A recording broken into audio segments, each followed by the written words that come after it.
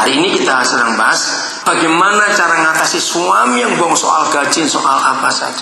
Cari kenapa dia itu bohong. Kita betul-betul selidiki kenapa dia bohong. Dia pasti punya alasan untuk bohong. Sampai kalau perlu kita mencari orang tuanya. Berarti itu kan mertua bukan? Supaya cerita dulu masa kecilnya bagaimana. Maaf, manusia itu makhluk peniru. Ya, manusia itu makhluk peniru. Jadi apa yang dibuat oleh orang tua itu yang dibuat oleh anak. Ya, jadi ibu maaf ya pelan-pelan kalau tanya. Mungkin bapak mertua dulu suka bohong dan anak ini melihat. Mungkin, lo kok tertawa kenapa? Kan anak itu niru apa yang orang tuanya lakukan tuh anak lakukan. Binatang nggak pernah meniru. Binatangnya itu sudah, kalau manusia itu beda. Terus cari lagi, cari teman-temannya yang dekat ya, yang dekat dengan istri, cari. Coba ditanya, apa yang dia buat waktu dia bohong itu? Soal gaji, soal segala macam itu. Nah, klimaksnya kalau nggak sampai sulit, cari psikolog. Dia harus mau dikonsultasikan masalah kejiwaan itu. Itu ekstrimnya. Nanti ujung-ujungnya. Nah, saya akan beri contoh yang lain. Saya menyelidiki 80% perselingkuhan suami. Maaf ibu, saya nggak ngomong ibu loh, ibu maaf, jangan salah ngerti ibu ya. Maaf. 80% perselingkuhan suami karena istrinya itu frigid. Tahu kata frigid ya? Maaf, saya harus uraikan ini supaya jelas. Seorang istri yang dulu waktu masih kecil pernah dilecehkan, maaf, apalagi sampai diperkosa, maka ketika dia sudah menikah, walaupun suaminya sebaik apapun juga, saat-saat tertentu setan itu memang kurang ajar betul. Trauma itu muncul. Maka istri ini membayangkan laki-laki yang pernah melecehkan dia waktu masih kecil. Padahal ini suaminya. Walaupun si istri nggak ngeluh. Saya ngomong apa adanya, kita semua sudah dewasa. Tapi dingin cara melayani suami. Nah, kalau nggak pernah terbuka, suami mana yang bisa tahan punya istri yang dingin? Nah, tolong ya suami-suami, kalau kita punya rekan seperti itu, kita mesti datangi istrinya untuk menceritakan masalah. Maaf, saya harus ngomong, ini memang ilmu pengetahuan. Maka itu saya selalu minta, tapi nggak ada yang mendengar saya. Saya tuh minta kepada pemerintah, semua pemerkosa itu langsung dihukum mati. Karena itu jahat, saudara. Apalagi kalau anak-anak kecil dirusak, aduh, walaupun itu bukan anak saya, tiap kali saya dengar berita anak umur 5 tahun, 6 tahun diperkosa, saya itu betul-betul, bagaimana ini kalau besok besar dia itu, maaf ya saya ngomong apanya, maka itu semua ada alasan, nggak cuma masalah bohong, apa saja. Termasuk juga Bapak Andianto, saya ngomong misalnya ada karyawan yang suka mencuri misalnya itu, coba diteliti masa lalunya. Ini HRD harus punya seorang psikolog juga meneliti, pasti ada penyebab. Ini saya ngomong secara kasar saja. Untuk apa saja harus diselidiki. Apa alasan dia buat begini? Di permukaan rahim, maaf ya saya ngomong apa adanya, di permukaan rahim itu ada jutaan saraf-saraf halus dan pori-pori.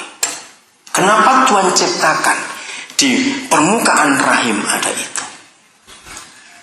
Seorang istri yang disayang oleh suaminya dibelai, maaf, maka jutaan saraf halus itu akan melembek.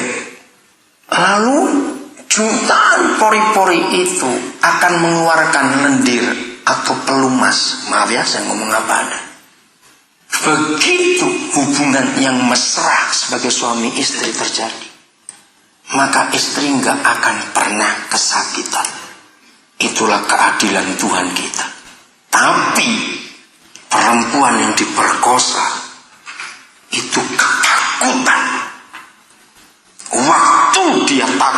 Bayangkan tuh anak kecil, bayangkan. Waktu dia takut, maka jutaan saraf itu mengeras, saudara.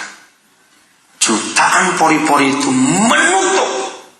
Maaf, rahim jadi seperti kayu. Tidak ada pelumas yang keluar.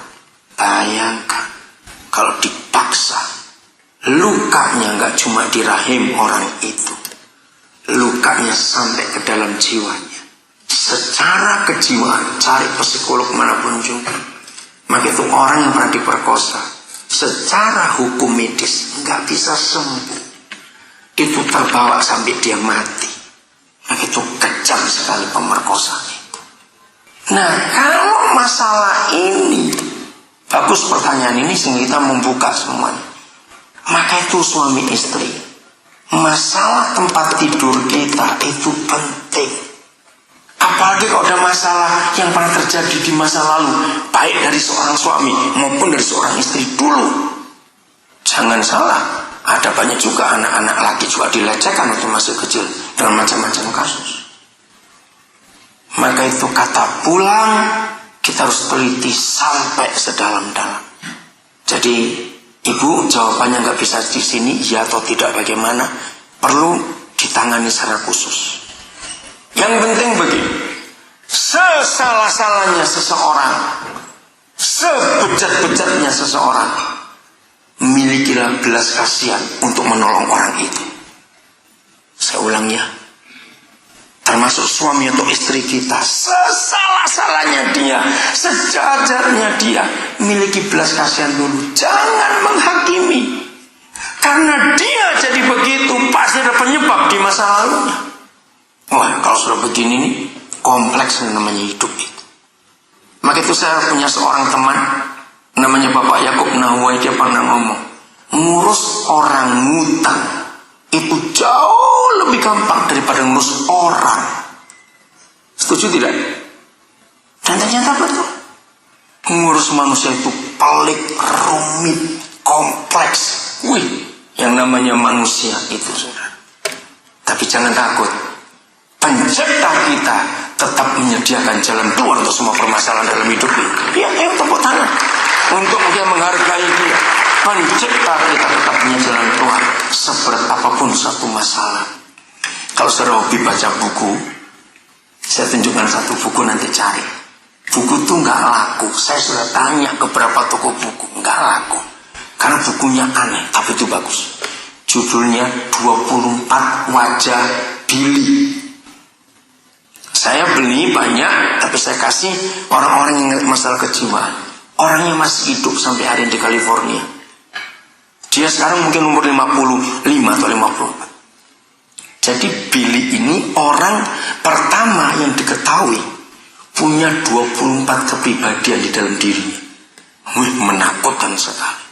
Dalam pribadi itu ada anak-anak kecil perempuan, ada pelukis dengan 3 aliran yang beda-beda, ada orang Rusia, ada orang Inggris, padahal dia orang Amerika. Hidupnya hancur. Nah, waktu pengadilan, waktu dia ketangkap, jadi dia itu pemerkosa mahasiswa, nggak pernah ketangkap bertahun-tahun. Nah, dari situ saya belajar tentang kejiwaan. Ternyata namanya manusia itu kompleks sekali. Jadi bayangkan ada satu manusia punya berapa kepribadian, ini 24. ASEAN. Jadi judulnya 24 Wajah Billy. Cukup tebal bukunya, tapi menarik untuk dipelajari. Jadi kalau saudara senang masalah kejiwaan, baca buku itu akan menarik. Nanti kalau saudara ingin tahu jawabannya, bisa konsultasi dengan saya. Karena saya ketika bertemu dengan beberapa psikolog yang mereka nggak tahu jawabannya, saya ketemu jawabannya. Di dalam kitab suci ada jawaban itu. Oke? Jadi jelas ya ibu ya. Yang penting belas kasihan dulu. Maafkan, mengampuni, walaupun sudah berkali-kali. Nah, cara paling baik, ibu datangi HRD-nya, gaji jangan ke bank dia, ke bank itu saja. Aman saja. Setuju tidak saya ngomong itu? Perusahaan harus punya policy itu, supaya istri dan anak-anak itu enggak kelaparan, karena uangnya enggak dihabis oleh suami sendiri. Oke, Yang lain silakan. Belakang. Aduh, terima kasih nih Bapak bagian balirom yang lari-lari ke sana kemari. Ya, silakan. Ya, makasih Pak. Sama-sama. Saya mau mempertanyakan konsep yang Bapak tadi bicarakan. Yang mana? Materi dan hidup, Pak. Oh, materi dan hidup. Oke. Gini Pak. Tadi Bapak milih hidup dan saya masih bertanya gini. Kalau hidup tanpa materi, itu saya rasa juga susah. Iya. Tapi kalau materi bisa mempermudah kehidupan. Ya. Jadi kalau kita hidup tidak punya duit susah. Tapi kalau materi bisa mempermudah kehidupan. Contohnya kita bisa bantu sesama, kita bisa derma sesama, kita sakit punya uang untuk berobat. Nah, sebenarnya pokoknya intinya Bapak nggak setuju gitu aja pendapat ini. Oke. Oke, bagus, saya akan jelaskan. Agar kita nih bisa merasa konsep saya sebenarnya benar atau tidak. Iya. Ya, terima kasih sekali Pak. Saya mulai dari anak-anak dulu. Menurut saudara, anak-anak itu diajari dulu tentang hidup atau diajari dulu tentang materi? Gak usah ragu-ragu jawabnya. Jangan karena ada yang tanya saudara bingung sendiri nanti itu. Saya ulangi lagi. Anak-anak itu lebih penting diajari tentang kehidupan, arti hidup, makna hidup, tujuan hidup, dan semua tentang hidup, atau tentang materi itu. Nah, materi itu sudah tersedia di alam semesta ini. Sebetulnya materi itu tidak perlu kita cari. Karena kalau kita hidup dengan benar, materi otomatis mengikuti kita. Saya beri contoh Archimedes tadi. Ternyata semua penemu itu mikirkan kehidupan dulu, bukan materi. Dari penemuan Archimedes yang cuma mandi, terus airnya tumpah, dia ngitung kenapa bisa begini. Dia materinya punya, gara-gara teori itu. Oke, saya sebut satu nama lagi. Siapa pernah tahu Thomas Alva Edison? Saya bilang, oh itu tetangga saya, lain. Pernah tahu? Nah, dia adalah satu-satunya manusia di dunia ini. Satu-satunya manusia di dunia. Nggak ada saingannya. Sampai dia mati, dia sudah mematenkan hak penemuan atas nama pribadi, bukan kelompok. Kalau kelompok lebih banyak, 1.100 sekian jenis penemuan. Bayangkan. Biografinya menulis, dia punya penyakit dalam jiwanya, bukan sakit jiwa beda ya, nggak bisa nyusun kata jadi kalimat. Apa namanya? Dialeksia, disleksia. Terima kasih ada Bu dosen di sini yang menjawab. Disleksia. Akhirnya dia cuma bisa sekolah sampai kelas 3,5 SD. Karena S3 SD itu nggak lulus, jadi 2,5 SD bukan 3,5. Tapi ibunya seorang ibu yang sangat berhikmat. Jadi di rumah dia jadi guru buat Thomas Alva Edison masih kecil. Ibunya memberi support. Ibunya menanamkan nilai-nilai kehidupan yang luar biasa. Karena ibunya tahu anakku ini jadi orang malang nanti karena dia nggak bisa sekolah. Tapi ibunya sadar kalau nilai-nilai kehidupan aku tanamkan dengan lebih hebat. Saya balik itu. Jawab jujur. Kalau seorang anak lahir dan bertumbuh, dari dia lahir bertumbuh ditekan, pokoknya kamu harus kaya ya, harus punya duitnya, harus punya mobilnya, punya rumah ya, harus punya berlian banyak ya, harus punya begini. Saya tanya, jadi apa bocahku? Jadi apa ini anak? Jawab Pak, jadi apa? Jadi perampok, betul sudah. Dia nggak kenal nilai kehidupan. Pokoknya aku punya materi. Jadi seorang yang tahu arti hidupnya, seorang yang tahu nilai hidupnya, seorang yang tahu tujuan hidupnya, perhatikan 3 ini. Nilai hidup, tujuan hidup, tahu arti hidup. Beda. arti, nilai, tujuan. Itu beda.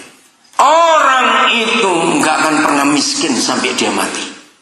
Renungkan ya pernyataan ini. Seorang manusia yang tahu arti hidupnya, tahu nilai hidupnya, tahu tujuan hidupnya, dia nggak akan miskin. Kenapa? Karena begitu seseorang tahu hidup itu seperti apa, otomatis Pak, dia akan memberi. Otomatis. Karena kalau kita tekankan hidup dulu, baru materi, orang itu pasti akan sukses, akan selamat hidupnya. Itu pasti, tidak mungkin tidak.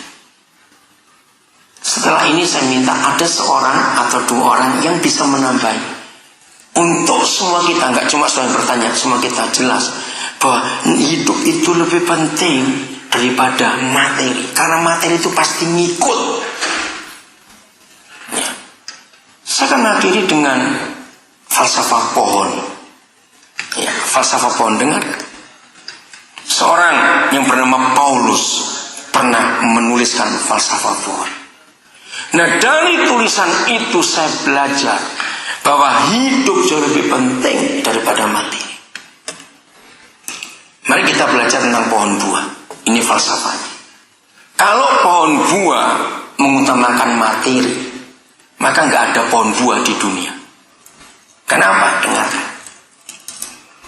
Pohon buah, kalau dia berbuah, lalu dijual buahnya, pohonnya pernah kebagian duitnya tidak?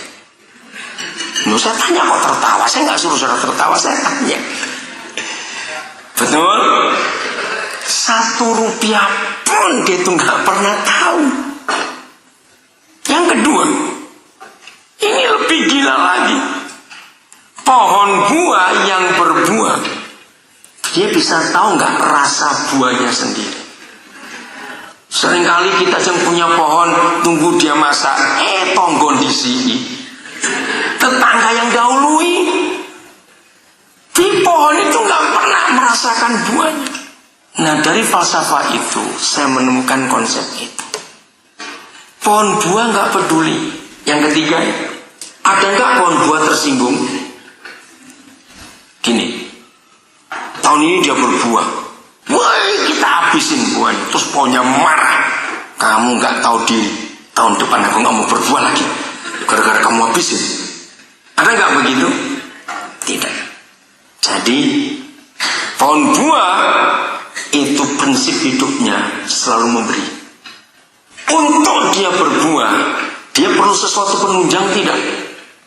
Perlu. Paling tidak dia perlu tanah, dia perlu air, dia perlu matahari, dia perlu pupuk, perlu macam-macam. Nah, dengarkan. Apakah pohon buah sibuk dengan penunjangnya atau dia diam saja karena alam menyediakan? Jawab. Kalau toh nggak ada manusia yang ngurus dia, alam bisa ngurus pohon itu. Lihat alam semesta ini. Jadi, kenapa Indonesia hancur? Karena pemerintahnya pakai konsep harus materi dulu, nggak mau mikir hidup yang berdampak buat masyarakat. Maka itu ketika pemerintah kita ngurusin dirinya sendiri, sudah akhir-akhir ini partainya diperbesar, rakyat dibiarkan. Nah, karena ingin materi, itu jadi rusak. Maka itu kalau ada kehidupan, maka materi itu pasti akan ikut. Kalau orang mengutamakan materi, dia akan jadi penjahat. Ada yang mau nambahkan? Tolong saya mau belajar juga. Ada? Angkat tangan. Ini bukan yang bertanya ya. Ayo, nggak usah ragu-ragu. Ratusan orang kayak nggak ada orang begini bagaimana? Ayo, ada? Nggak ada, boleh lanjut. Seorang lagi mau bertanya, silakan. Iya. Aduh, terima kasih ya, saudara yang lari. Wirawi harus bawa mikrofon. Ya. Ini pertanyaan terakhir nanti seorang ibu perempuan. Ya, silakan. Terima kasih Pak. Ya. Saya mau bertanya, setiap manusia mempunyai visi dan misi dalam hidup, atau berkaitan kita bekerja, kita mempunyai visi ataupun orientasi untuk memenuhi kepuasan dalam bekerja. Terkadang dalam pencapaian atau proses pencapaian untuk mencapai visi kita sering menimbulkan atau menemukan apa yang dinamakan jenuh. Ya. Kejenuhan. Kejenuhan tersebut bermacam-macam.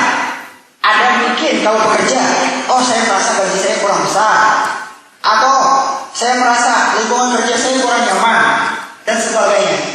Yang saya ingin bertanyakan, bagaimana cara kita atau Bapak punya konsep apa dalam proses untuk menghadapi kejenuhan itu? Betul Pak, Ya. terima kasih. Ya. Visi misi hidup itu bisa dari 3 hal. Satu jelas dari orang tua. Kalau orang tua sejak kecil menanamkan visi misi dalam hidup anak-anak itu, yaitu tadi tergantung. Orang tua ada yang mata duitan, anaknya dari kecil duit ya, nggak mau tokonya duit, maunya duit. Itu jadi visi misi hidupnya. Nomor 2, visi misi hidup muncul dari usianya, lingkungannya.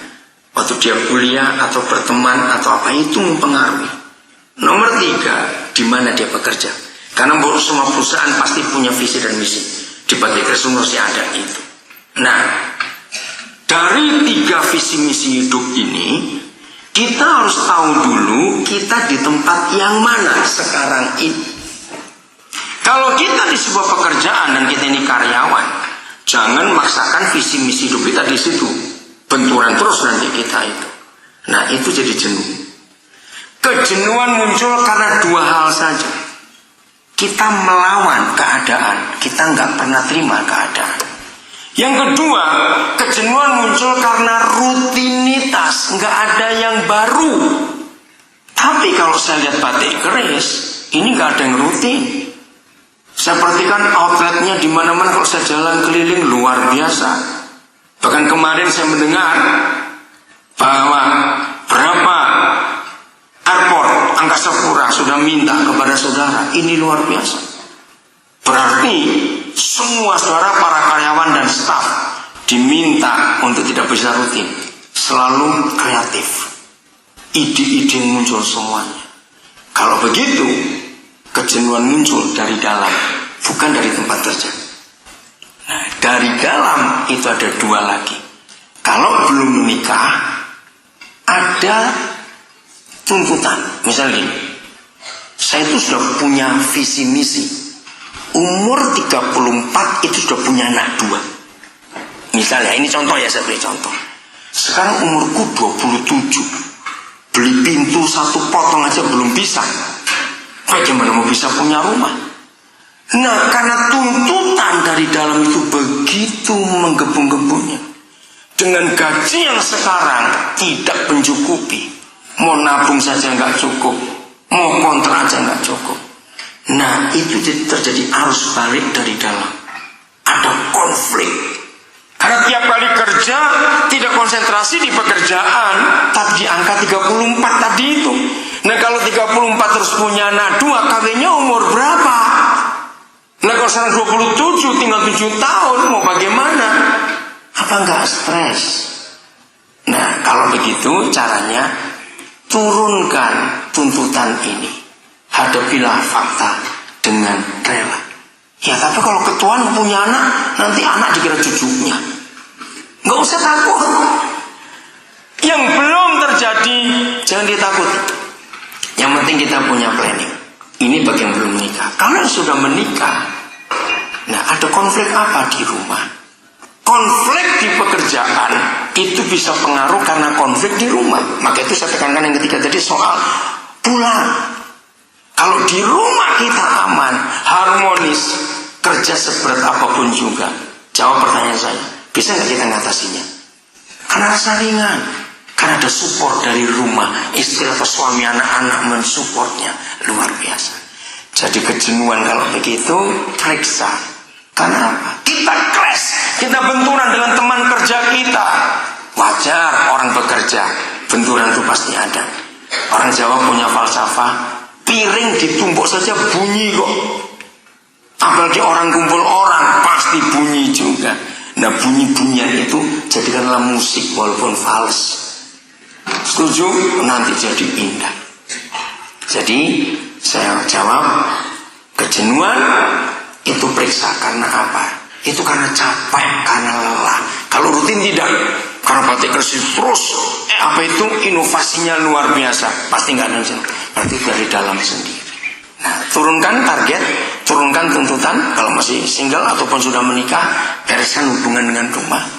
Nah, sesama teman juga, sudahlah, kita ini mau kumpul siapa saja, pasti ada yang nggak cocoknya, bahkan itu lebih banyak. Ya kita maklumi kalau begitu. Jelas? Ya, kan? Sekarang wanita sekarang, ayo, silakan. Sudah 2 pria tadi, satu wanita sekarang. Kok kayak nggak ada perempuan aja di sini? Oh ya, di depan. Tolong Pak. Oh ibu sekarang. Wah, tepuk tangan. Buat mana tuh ibu ini? Saya gantian nih. Ya. Tadi kan dibilang mengikuti hati nurani. Iya. Untuk menjadi sukses. Tapi saya cuma mikir aja, di dunia yang kompleks ini kan kadang-kadang hati nurani itu kan Campur aduk. Iya. campur aduk dan akhirnya pada pembenaran diri. Kalau saya pikir-pikir, hati nurani itu di dunia kompleks ini dan kita dasarnya manusia berdosa bisa Salah. ya. Saya cuma mikir itu aja, cuman ya pada akhirnya yang saya selalu mikir, kita tuh mesti jadi ini misalnya pertama kali ini kita ngelakuin salah, mungkin hati nurani kita bilang ini salah, tapi kalau udah berulang-ulang kan kita benerin, ya saya begini karena gini gitu. Jadi tolong diterangin buat apa itu hati nurani. Ya. Terima kasih. Pertanyaan terakhir ini bagus sekali. Saya harap saudara masih ingat dari awal tadi ketika saya melemparkan hal yang pertama, itu saya ulang-ulang kata gini, latih mendengar suara itu, latih memperbesar suara itu. Masih ingat gak kata melatih? Dan saya setuju pendapat ini. Dalam zaman yang sudah kompleks begini, masih ingat seratnya Ronggo Warsito? Zaman kalau tidur, zaman edan orang keduman, ngeri sekali. Nah, kalau sampai terjadi hati nurani kita sudah kacau, akhirnya kita sampai pada proses membenarkan diri sendiri, percayalah suara itu masih ada di hidup kita, cuma sudah ketumpukan dengan suara-suara yang lain. Nah, ketika kita sampai pada titik sadar, ingat ya, ketika kita sampai pada titik sadar, iya, aku sudah salah. Ini suara nuraniku sudah bebal, sudah rusak suara nuraniku. Tenanglah sebentar, datanglah kepada Tuhan untuk mengaku salah dan minta ampun. Percayalah pengampunan datang asal kita jujur. Nah, saat itu latih ulang suara itu, ya, ngomong kepada Tuhan, ampuni saya meniadakan suaramu ini, dan latih kembali, pasti nurani kita akan benar lagi. Saya mau yakinkan saudara dengan kalimat ini, sejahat-jahatnya seseorang, dia tetap masih ada suara itu. Jawab iya atau tidak? Pasti. Nah, itu kita latih untuk bangkit. Nah, maka itu sebetulnya ibu pun saya ketemu jawabannya. Walaupun suara yang kita sebut hati nurani ternyata sudah kompleks, sebetulnya kita sudah tahu itu bukan, karena sudah salah. Masih dengar tadi pertanyaan, masih ingat ya? Nah, jadi ibu sudah ada, ibu sudah ngerti sendiri. Jadi suara yang salah itu kita buang, munculkan lagi yang benar. Nangkap ya maksud saya ya, ibu bapak saudara-saudara. Walaupun kita ini jahat dan ada suara yang jahat juga, sampai kita bisa membenarkan diri sendiri kalau itu jahat, sebetulnya suara itu sudah memberitahu kita ini salah. Ya udah, jangan ikuti lagi. Maka kalau itu ada, hidup ini enak, aman, sejahtera, bahagia. Lakukan semua kebenaran ini, maka pencipta alam semesta Tuhan akan menolong kita semua. Tuhan memberkati kita. Nah, hari ini kita sedang bahas bagaimana cara ngatasi suami yang bohong soal gaji, soal apa saja. Cari kenapa dia itu bohong. Kita betul-betul selidiki kenapa dia bohong. Dia pasti punya alasan untuk bohong. Sampai kalau perlu kita mencari orang tuanya, berarti itu kan mertua bukan, supaya cerita dulu masa kecilnya bagaimana. Maaf, manusia itu makhluk peniru. Ya, manusia itu makhluk peniru. Jadi apa yang dibuat oleh orang tua itu yang dibuat oleh anak. Ya, jadi ibu maaf ya pelan-pelan kalau tanya. Mungkin bapak mertua dulu suka bohong dan anak ini melihat. Mungkin, loh kok tertawa kenapa? Kan anak itu niru apa yang orang tuanya lakukan, tuh anak lakukan. Binatang nggak pernah meniru. Binatang ya itu sudah. Kalau manusia itu beda. Terus cari lagi, cari teman-temannya yang dekat ya, yang dekat dengan istri. Cari, coba ditanya apa yang dia buat waktu dia bohong itu, soal gaji, soal segala macam itu. Nah, klimaksnya kalau nggak sampai sulit, cari psikolog. Dia harus mau dikonsultasikan masalah kejiwaan itu. Itu ekstrimnya, nanti ujung-ujungnya. Nah, saya akan beri contoh yang lain. Saya menyelidiki 80% perselingkuhan suami. Maaf ibu, saya nggak ngomong ibu loh, ibu maaf jangan salah ngerti ibu ya. Maaf. 80% perselingkuhan suami karena istrinya itu frigid.